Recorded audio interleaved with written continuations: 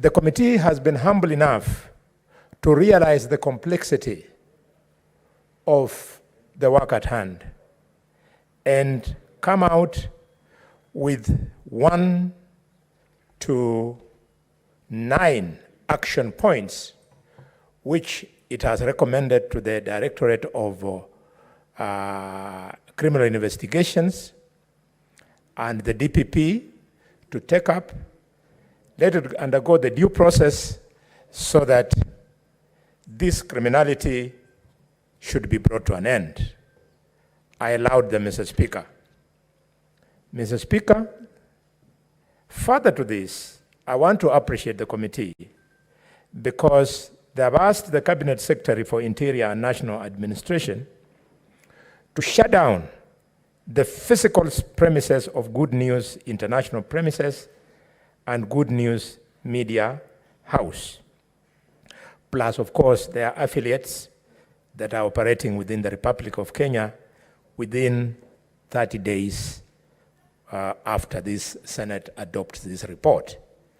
Mr. Speaker, it is very important because Kenyans know, and they have seen the footage, where even while this criminal is in court, whenever he makes appearances in court, we still have some people who are foolish enough to celebrate him.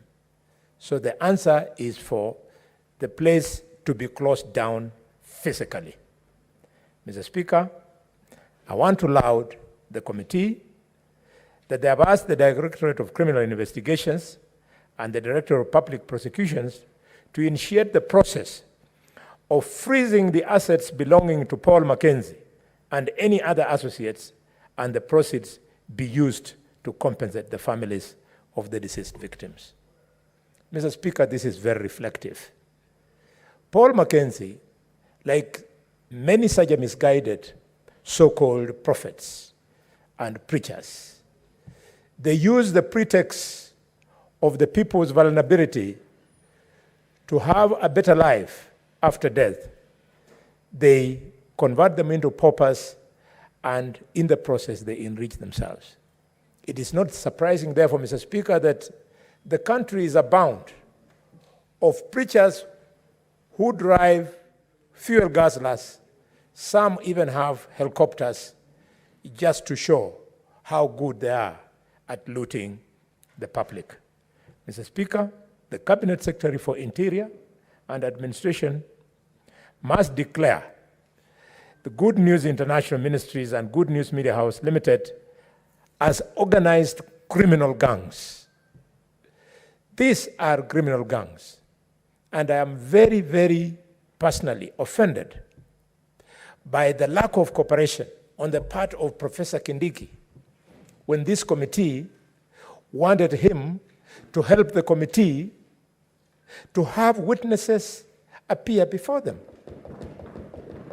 Mr. Speaker, it was unfortunate that the professor of law said he was going to speak for the witnesses. Since when? Since when did a minister speak for a criminal? Since when did a minister have privileged information that he could give to a serious committee like this one? I want to appeal to my younger brother, Professor Kindiki. Humble yourself. You should have allowed Kenyans who wanted to give evidence to do so. What are you protecting, Professor? If the DCI, the NIS, was able to appear before the committee, and where they thought certain pieces of evidence required secrecy, they applied for being heard in camera. Our professor has been a deputy speaker in this house. Our professor has been leader of the majority in this house. He knows these privileges.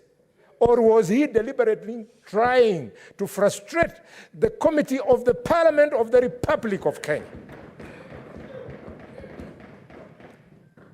Your Excellency, President William Samoei Ruto, we are going to help you to get rid of non-functional ministers who are for anything else as good as dead wood. Mr. Speaker, why would a minister make it difficult for a committee of parliament to deliver? Oh, when I think about the grief in Kakamega, in the villages of Mumias, in the villages of Ikolomani, in the villages of Shinyalu, in the villages of our community, when we learned that our teachers, some of our teachers had died in Shakahola, I have no kind words for anybody who shielded the exposure of these criminals. Mr. Speaker,